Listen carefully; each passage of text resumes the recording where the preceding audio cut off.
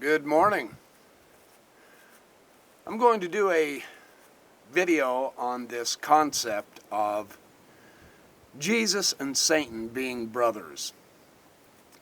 Apparently, the anti-Mormons think it is a completely scary doctrine or a completely ridiculous doctrine, and they seem to make a big whoop-de-doo about it. So I've been looking into it, and others have looked into it as well, both LDS and non-LDS biblical scholars. And what seems to me to be lacking in the anti-Mormon understanding is the idea of a premortal existence of souls. Before we were here on earth, we were in the heavens, all of us, together as souls. And the theme of the Council of the Gods, obviously, escapes the anti-Mormons' mindset and understanding, and how Satan was actually considered one of the Bene Elohim, the Hebrew word for son of God. He was among and one of the sons of God, and that he rebelled in the heavenly councils concerning the creation. The ancient sources say that he specifically refused to bow down and worship Adam, who was God's first creation, because he was prior to Adam, and therefore he wasn't going to worship an inferior being, and so it ticked him off that Adam got to be the first. That's one of the ideas. And so he rebelled, and there was a war in heaven. These ideas, while not completely developed in the biblical record, there are enough hints and themes and ideas in the biblical record to put together that kind of a picture. And this is the same kind of a picture that is developed in LDS theology, much more fully because, of course, of the Book of Abraham and further revelation that Joseph Smith and the early brethren had. So this doctrine is most fully developed in Mormonism. It is hinted in the Bible. It's not completely missing. It's not simply an ad hoc explanation of a weird theological twist, as the anti-Mormons proclaim, as they love to pretend it's so shocking and horrifying. And therefore, of course, the Mormons have a different Jesus. And then they go off into this ridiculously silly word game. There was only one Jesus Christ. It's the one we recognize in the biblical record. And contrary to any claim an anti-Mormon will tell you, they simply are wrong when they proclaim, well, you have a different Jesus. We have a different understanding of Jesus, but we don't have a different Jesus. There was only one Jesus who atoned for our sins, and that's the one we follow. That's the one we accept. The Bible term, hosts of heaven, armies of heaven, etc., are identified archaeologically as the sons of El, the Bible God. Frank Moore Cross notes that the term Sabaoth in the expression Yahweh Sabaoth, as found in such books as Isaiah 37:16, means the hosts of heaven who correspond to the sons of El. The addition of Elo in the full expression at Isaiah 37:16, Yahweh Sabaoth Elohei Yisrael, is secondary. Hence the expression Du Yahweh Sabaoth means he who creates the heavenly armies. Now notice this.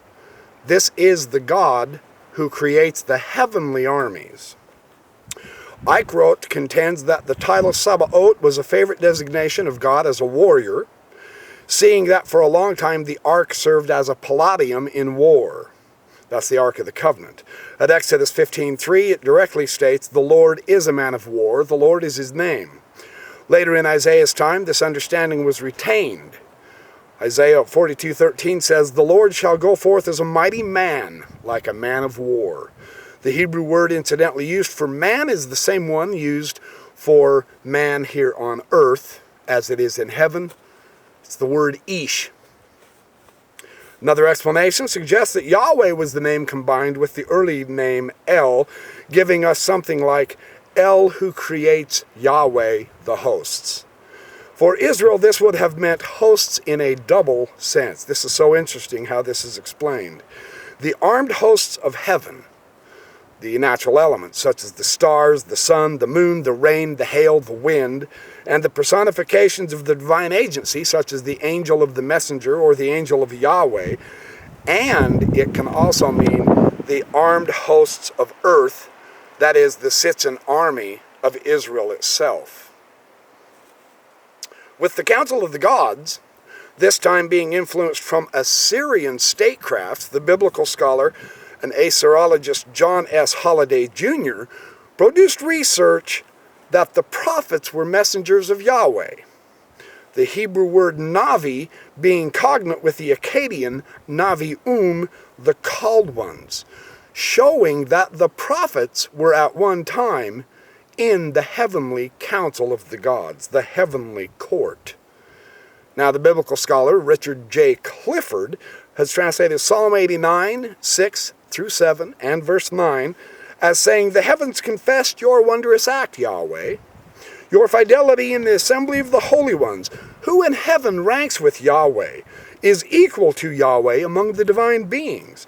Yahweh, God of hosts, who is like you?" This is not a monotheistic statement. This is a comparison statement of multitudinous divine beings, with Yahweh being the best, the highest. Holliday demonstrates that Jeremiah 23, 9 through 11 is based on the heavenly council or the heavenly court idea, wherein Jeremiah asks who among the prophets of his own day actually stood in the council and heard what Yahweh had declared. Only Jeremiah was in that council. Their prophecies were not fulfilled, the other prophets who were not in that council. Only Jeremiah's prophecy was fulfilled. Yahweh's delivering of Israel in Judges 3:9 is based on the ancient Near Eastern idea of a far-off suzerain sending a commander, got to turn the page, and a contingent of troops to the battle-worn armies.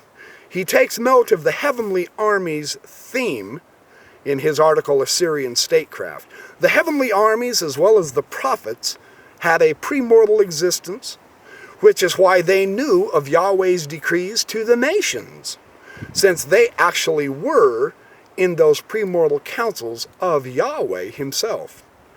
The Bereshit Rabbah teaches that God takes counsel with the souls of the righteous before he creates the earth.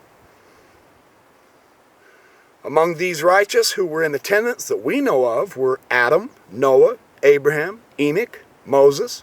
You notice this is all the great biblical patriarchs, Melchizedek. These human souls in the council of the gods were said to be with God before the creation of the world, and they were discussing this idea of the creation of the world. The Syriac Apocalypse of Baruch distinguishes between righteous and common souls. The storehouses in which the foreordained number of souls is kept shall be opened, and the souls shall go forth. And the many souls shall appear all at once as a host with one mind. And the first shall rejoice, and the last shall not be sad. We further learn that the Midrash Tanhuma Pekud tells of some spirits who kept their first estate, and therefore they were added upon. That is, they entered into another world which is more beautiful than this. Compare Abraham chapter 3, verse 26. That theme is powerful. Pseudo-Zosimus teaches something interesting. Penetrating through all the bodies and illuminating the intellect of everyone, he gives them the urge to ascend toward the blessed region in which the intelligence dwelt before becoming flesh. That's a direct book of Abraham doctrine, that we were intelligences before we came to this earth. The Zohar reads, "And when these two, the soul and spirit, have duly readied themselves, they are worthy to receive the super soul." In Hebrew, that's the neshama. resting in turn upon the throne of the Spirit, the Ruach. The supersoul stands preeminent and not to be perceived. In the book of 2 Enoch 23, 4 and 5, we read, all of the souls of men, whatever of them are not yet born, and their places prepared for eternity. For all the souls are prepared for eternity before the composition of the earth. That's in Charlesworth's Old Testament pseudepigrapha, the second book of Enoch. The curious exegesis, that is the explanation of Genesis 3:19 and 20, caused Charlesworth to say it is unique in that it implies that Adam, made in a heavenly paradise from materials brought from the earth, is now sent back to his native element to live there. That's an interesting idea. R.H. Charles said that this doctrine of the preexistence of souls made its way into Jewish thought in Egypt. This doctrine was also taught by the Essenes according to Josephus, and it became the prevailing dogma in later Judaism. All souls which were to enter human bodies existed before the creation of the world in the Garden of Eden. These souls were conceived of as actually living beings. According to Bereshit Rabbah, God takes counsels with the souls of the righteous before the gods. Joseph Smith's translation of the word Bereshit, according to the Hebrew Dictionary and Strong's Concordance, means the first in place or time, an order of rank, a beginning, a chief, the first fruits, the principal thing. Joseph Smith's translation was, the head one of the gods organized the heaven and the earth. Julian Morgenstern, in a fabulously detailed study of the Psalms, comments that in the post-biblical writings and apocalyptic literature, the post-exilic biblical writings and apocalyptic literature, there was considered to be many troops or hosts of heaven. Compare Psalm 148, verse 2, he says, each under its own leader or sar. In other words, the God or Lord of all the hosts or the troops of angels, and therefore the Lord of their princes, the Sar-Sarim, as he is called in Daniel 8:25. The function of this divine assembly were in part those of a court of law, as well as understanding that the assembly is the authority which grants kingship. It is the same picture we find in the book of Abraham, chapter 3.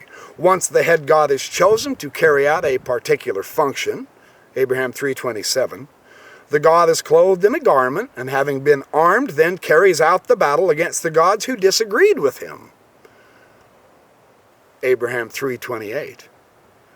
You'll notice so far, I haven't used any LDS authors.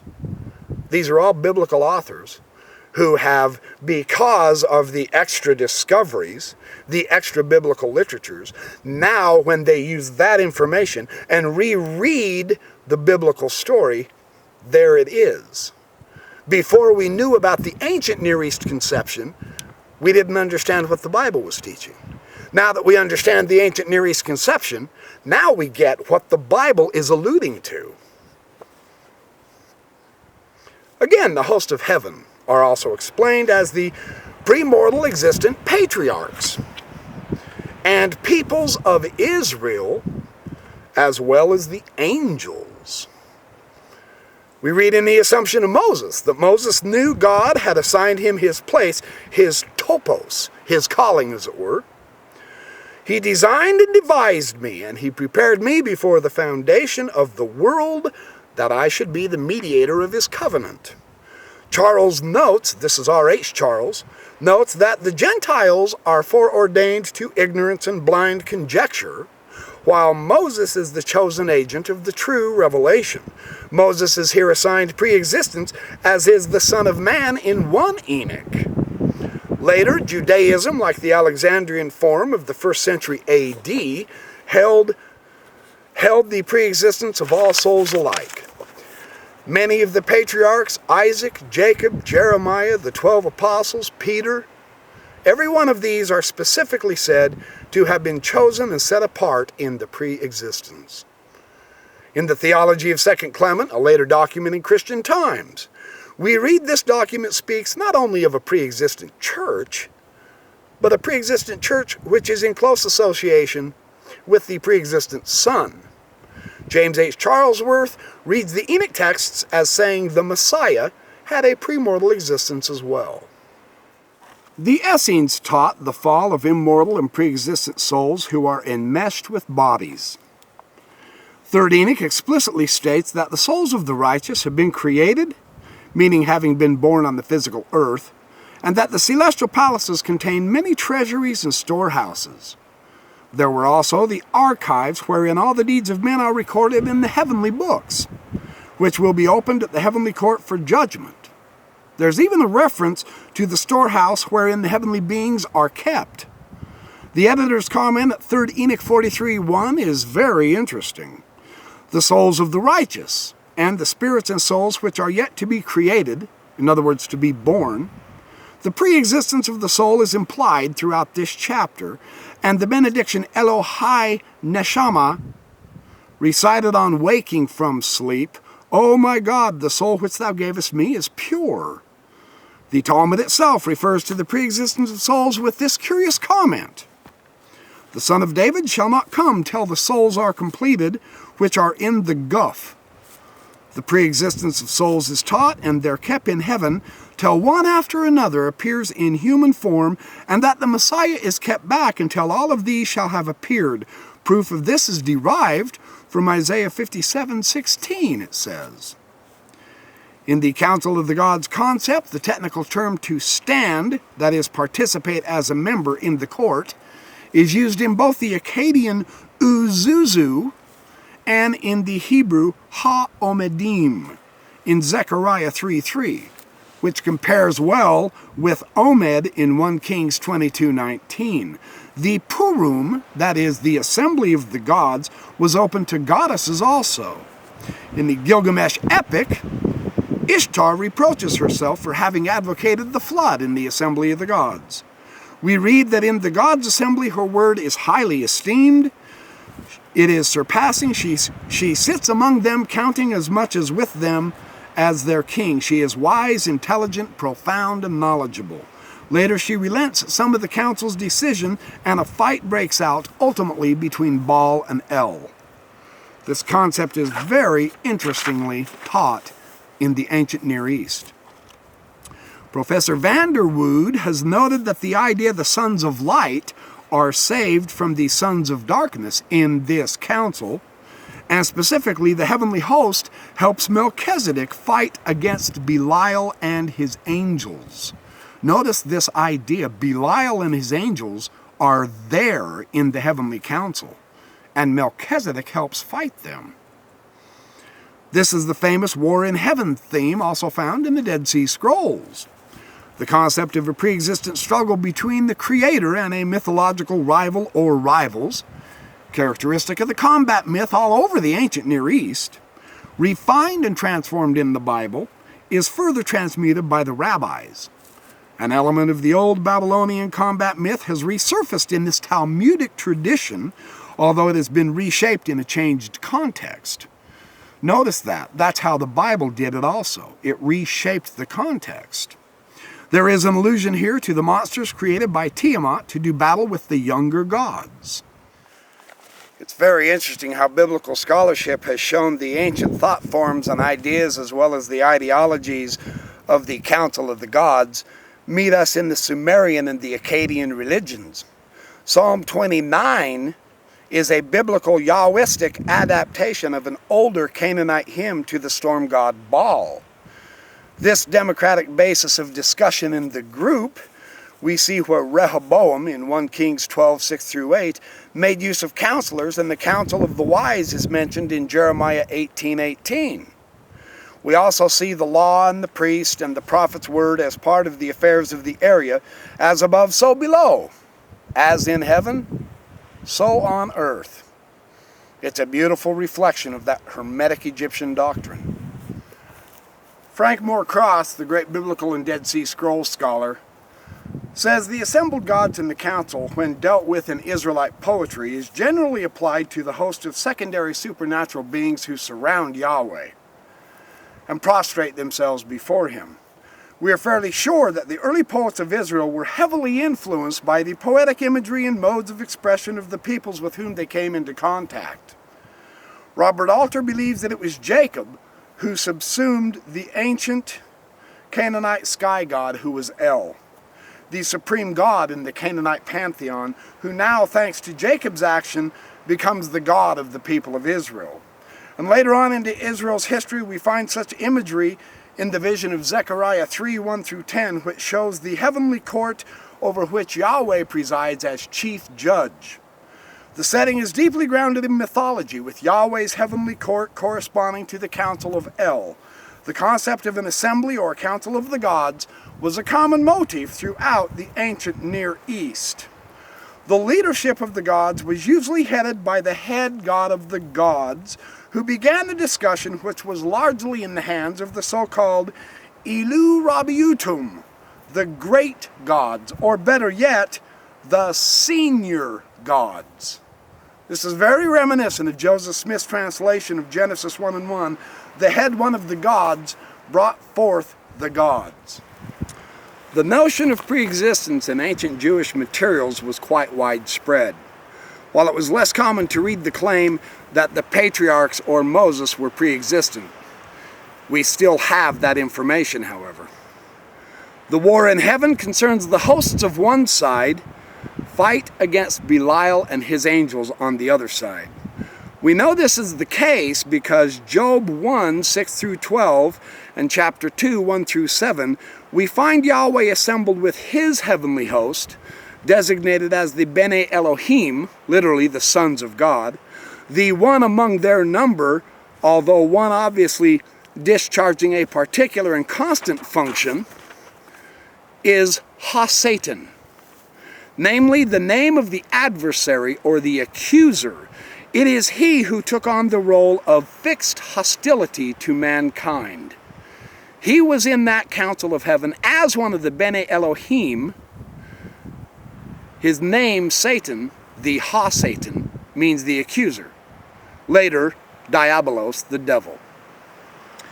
Julian Morgenstern, notes that the important thing in this picture is not so much Satan as Yahweh, the graphic picture of Yahweh seated upon his throne, surrounded by his heavenly host, the Bene Elohim, that is, the divine beings of rank inferior to Yahweh himself, his personal attendants and ministers of his will and purpose, gathered together as the Adat El, the Council of El, to pronounce judgment. Morgenstern is using a composite picture of Old Testament and Ugarit, Sumerian, and Akkadian lore to come up with this scenario. The picture here is identical with that of Isaiah 6, 1 Kings 22:19-23, and Zechariah chapter 3.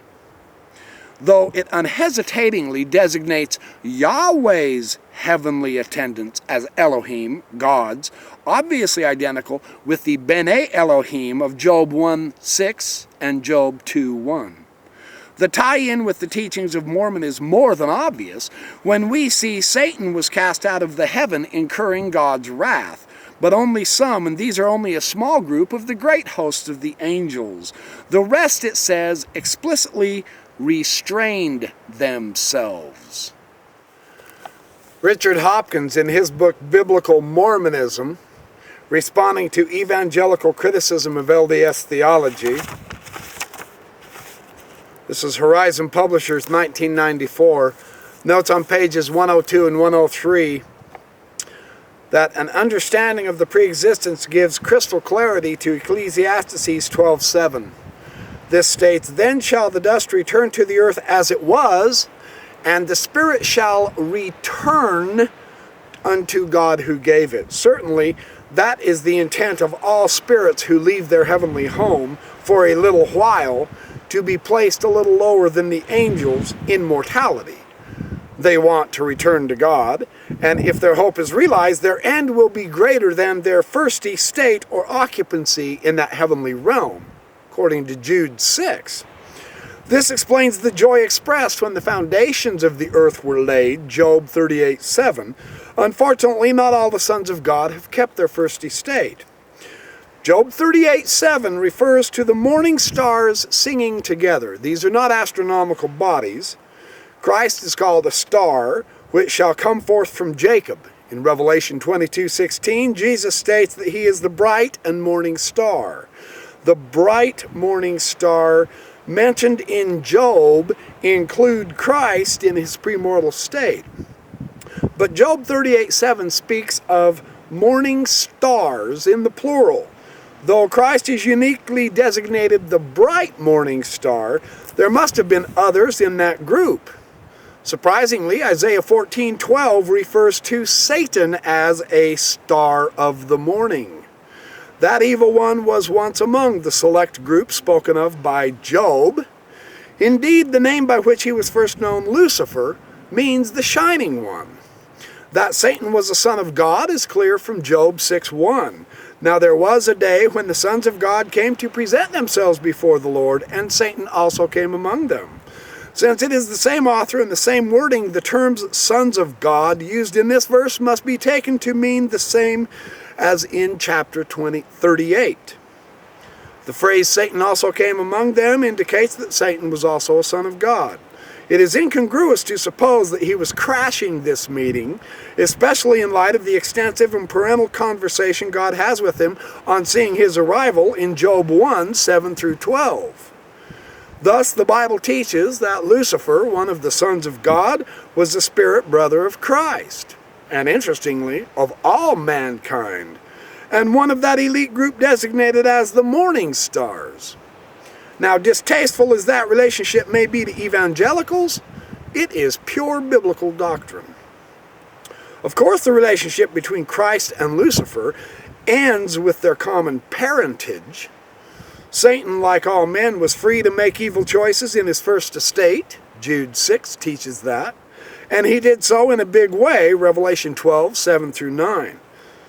So basic and far-reaching were his evil choices that now, though they are sons of the same Father, there is certainly no other form of kinship between Christ and Satan. To charge Mormons accusingly with the belief that Christ is the spirit brother of Lucifer is an attempt to shock people who do not know what the Bible actually teaches.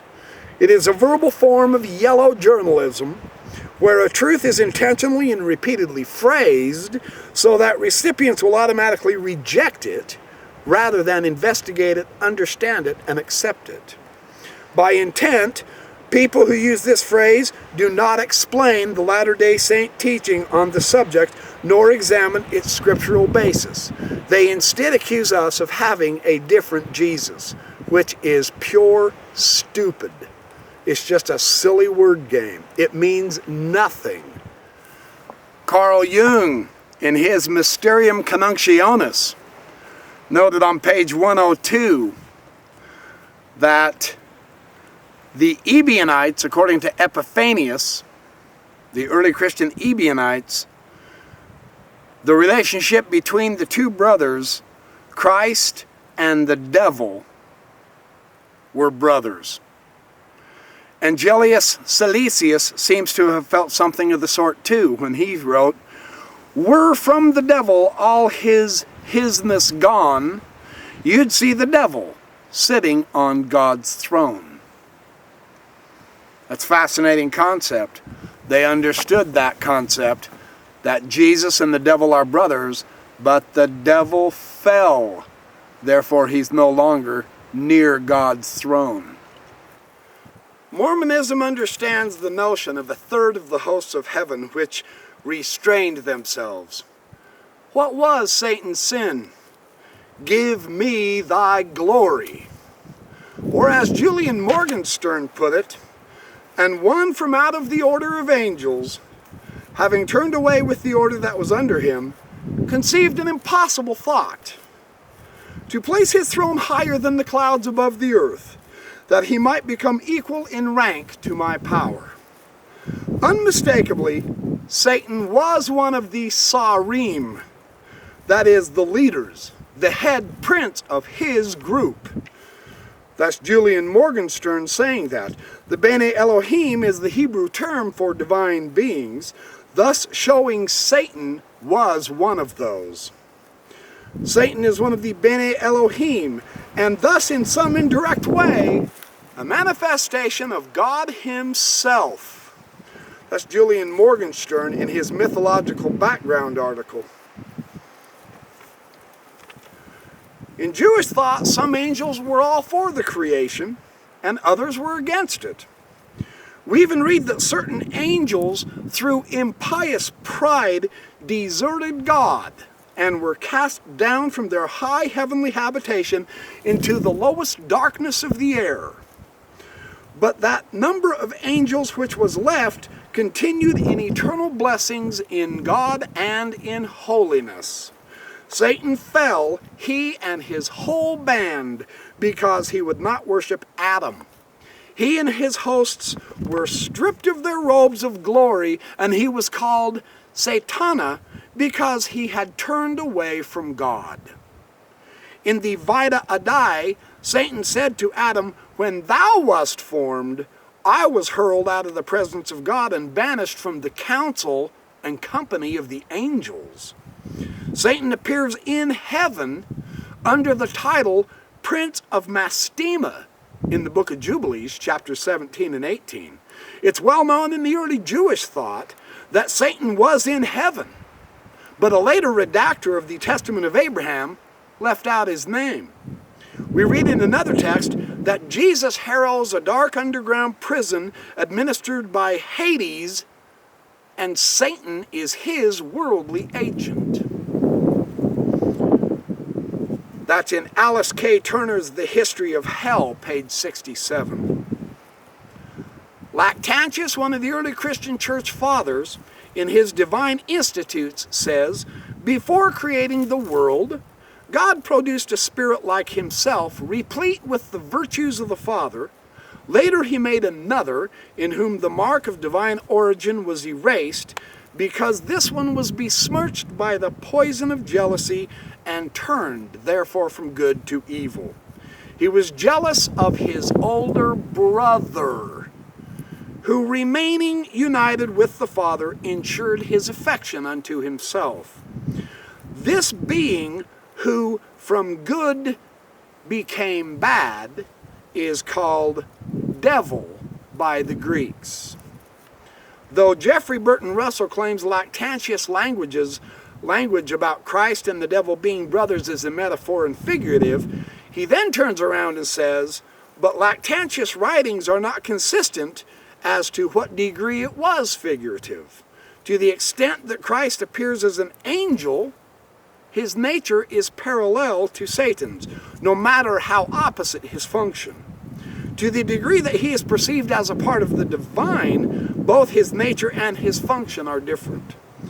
Matt Roper, the LDS scholar, in the Review of Books on the Book of Mormon, Volume 4 in 1992, page 84, footnote 23, also noted something interesting. Giovanni Papini, in his work, The Devil, A History of the Devil, he noted that according to Lactantius, Lucifer would have been nothing less than the brother of the Logos, the elder spirit, filled with every divine virtue and beloved by God above all the other spirits, can easily be recognized as the Word, that is, the Son. But Lactantius' story leads one to think that the other spirit, also endowed with every grace, was the second son of the Father. The future Satan would be no less than the younger brother of the future Christ. So see, it's not only LDS who recognize this obvious idea of early Christian thinking. The Christian scholar Arno C. Gobelin acknowledged that Lucifer was a son of God. The sons of God revealed as morning stars include Gabriel and Michael. Lucifer, the son of the morning, should also be included, though he became the enemy of God by his fall. He tells God, "You created us from the splendor of your glory." The reason for this biblically logical thinking is because Romans 8:29 claims Jesus was the firstborn among many brethren who were known before this world, apparently in a premortal existence, and who would also be conformed, the Greek word is somorphos, in a Christ's image, that is, to be his brethren. Colossians 1:15 also states that Christ is the firstborn of all creation. Raymond Smolin notes that Ephesians 1:3 and 4 declares, "Blessed be the God and Father of our Lord Jesus Christ, who hath blessed us with all spiritual blessings in heavenly places in Christ, according as he hath chosen us in him before the foundation of the world, that we should be holy and without blame before him in love." The sons of God shouted for joy before the foundation of the world, which shows we were there as the sons of God. In the testamentary literature dealing with Abraham, Abraham is in a heavenly court scene with the angel of the presence and the prince of Mastema juxtaposed. The prince of Mastema is accusing Abraham. We saw that the prince of Mastema became the devil to the Greeks. They were both in the heavenly council scene. He is put to shame, though. And why? Because Abraham remained faithful. So the prince of Mastema was banished from court. The Hebrew Bible has a direct parallel, as it describes Yahweh as presiding over the sons of Elohim, among whom was Satan himself. Job 1 verse 6, 2 verse 1, Genesis 6, 2 and 4. This is according to Hugh Odeberg, the conflict between El and Baal. Jesus Christ was known also as the angel of great counsel, among a hierarchy of angels who guarded souls. Hence the reason Origen, an early Christian father, compared the image of the Son as seraph from Isaiah 6, tying it into Isaiah 9. In fact, Christ was believed to be an angel due to his being a messenger of God. As the angel of great counsel, Christ is the head of a hierarchy of angels as a privileged revealer of esoteric truth. That's a great description, isn't it? With this idea in mind, we now know who the we is in Genesis 1:26, who were involved with the creation. This would seem to be a brief fragment of the creation tradition basic to Genesis chapter 1. In its oldest pre-literary form, as it must have been current in Israel for some time prior to the composition of the P source in Genesis, which occurred about 400 BC, according to some biblical scholars. According to this tradition, Yahweh took counsel with his heavenly host with regard to the creation. Compare the book of Abraham where it says, "We will go down, for there is space there." Interestingly, in today's Torah commentary, we read from the editor that the statement in Genesis 1:26, "Let us make man," this is spoken to an angelic court. Wow. Rabbi Zadok taught, however, that the Israelites are called sons of God. As it is said, "Ye are the sons of the Lord your God," Deuteronomy 14:1. The angels are called sons of God.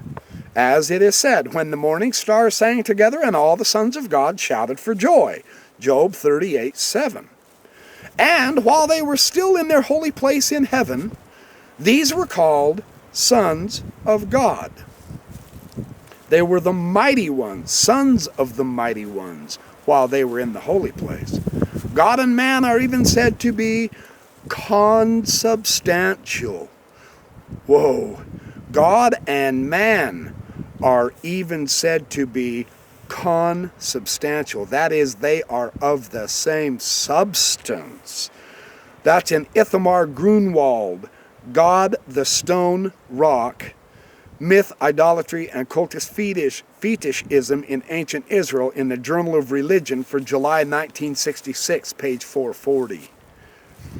There is no separate creator-creature dichotomy that a later doctrine prevailed over Christianity. The early doctrine was God and man are consubstantial. The Hastings Encyclopedia of Religion and Ethics notes that Ezekiel 2:2, 3 verse 12 and 14, Ezekiel 8:1 through 3, tells of a spirit who came upon Ezekiel and filled him with an ecstatic inspiration. This spirit was one of the members of Yahweh's court, of which 1 Kings 22 gives us such a vivid description.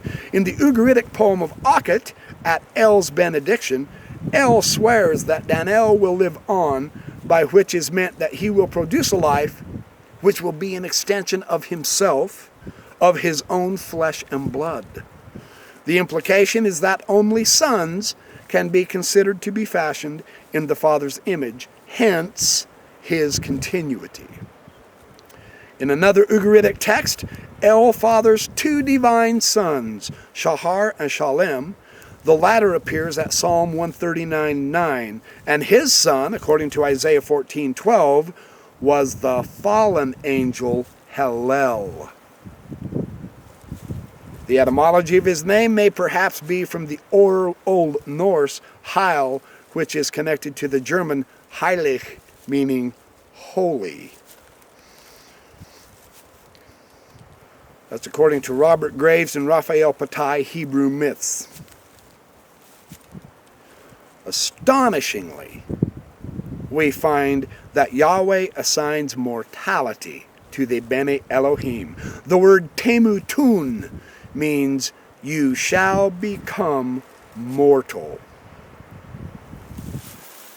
And it is to the Bene Elohim that Yahweh is telling this to, since it means that they must forfeit completely their original divine nature, and with it undoubtedly whatever divine powers and prerogatives they possessed, and take on the nature of human beings, and in particular become subject to death, becoming mortal. This whole picture has a definite polytheistic basis, at least in its assumption that some divine being other than God himself might claim supreme dominion. That's according to Julian Morgenstern's article. In Job, the sons of God are individuals of the class God. Research has shown that just as El was called the begetter of creatures, so Asherah, who was El's consort and wife, also has the appellation, she who gives birth to the gods.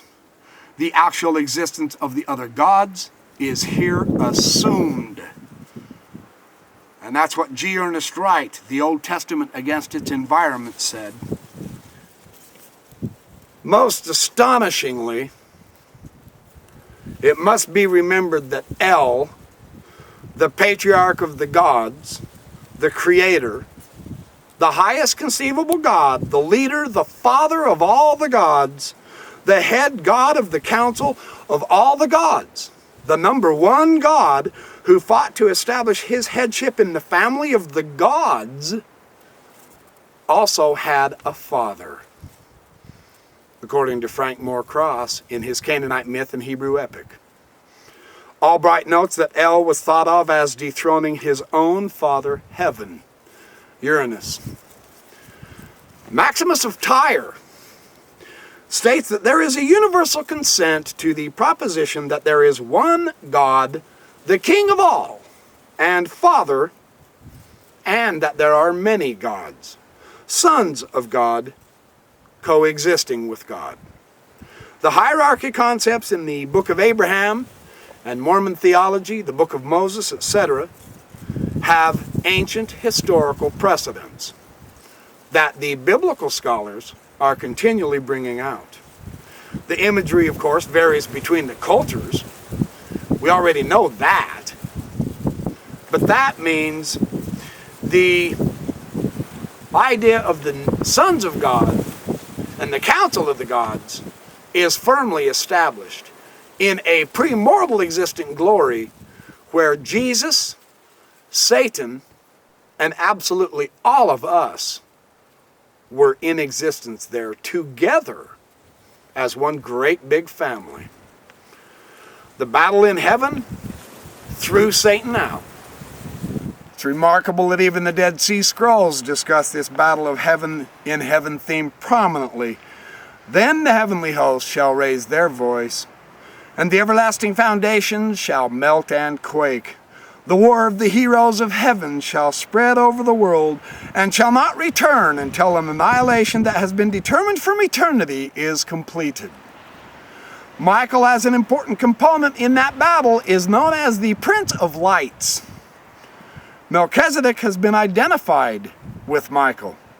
One reason, according to Joseph Fitzmyer, the great Dead Sea Scroll and Catholic biblical scholar, is because Jewish tradition regarded Melchizedek as a high priest and Michael as the heavenly high priest in the Babylonian Talmud, the Hagigah 12b. The reason the battle is taken here on earth is explained to Adam in the conflict of Adam and Eve with Satan, where Adam is told originally, the good angel has a bright light resting on him, but was deprived of it through transgression and hence became dark.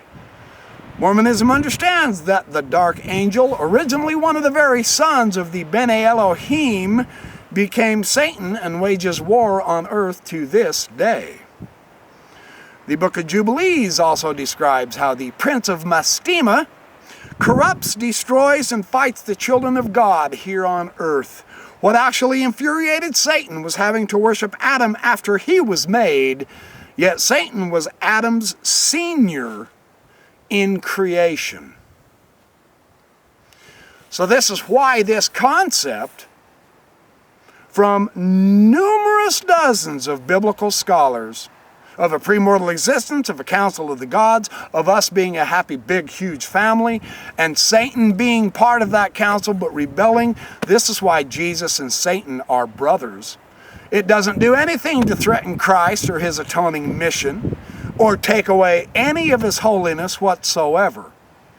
It shows a very broad, astonishing picture that stretches into the eternities of premortal existence, down here onto earth, and on into the eternities of a post-mortal existence. This earth life is not the only life there is. It's God redeeming his fallen family. Who doesn't know a family who has a son that is often rebellious and constantly in trouble with the law and all? Well, does that mean everyone in that family is that way? Not at all. Not at all. This concept is not so shocking. It's certainly biblical.